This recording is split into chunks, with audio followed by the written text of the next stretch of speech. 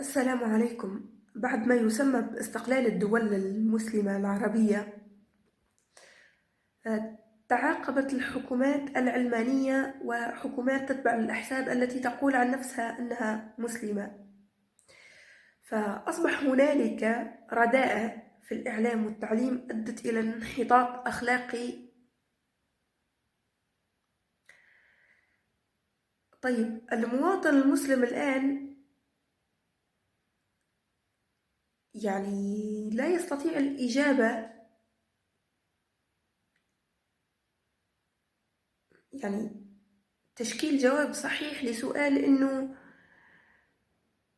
لماذا ندافع عن فلسطين؟ أصبح مقتنع ومؤمن إنه ندافع عن فلسطين لأنه شعبها مقهور مظلوم مضطهد عفوا.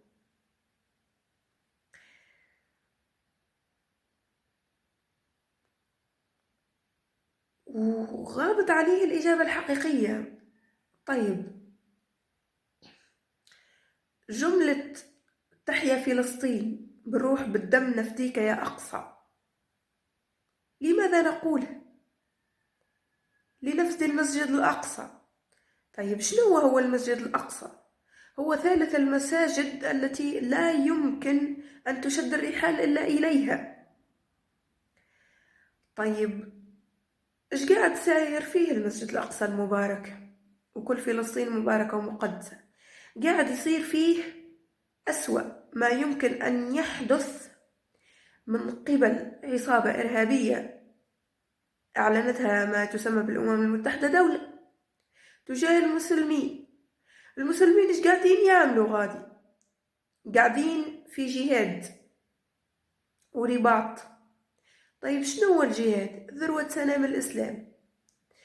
طيب، أنت وقت اللي باش تدافع على فلسطين راك باش ترفع كلمة لا إله إلا الله.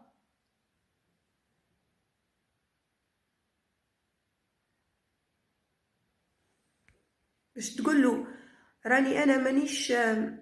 طبعا هو لو كانت عندنا دولة مسلمة نكونوا كلنا تحت جناحها، أكيد إذا استنجدت بينا، ولا حتى كان عندنا دولة واحدة ضمن هالدول كانت مسلمة وقوية واستنجد بها دولة كان شعبها كثر، أكيد باش تقوم أن تغيثها.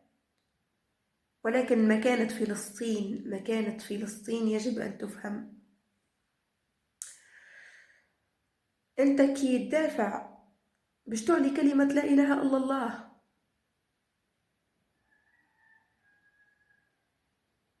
باش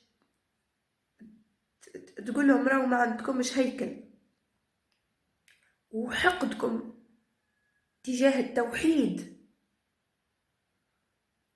ماله إلا خاسر.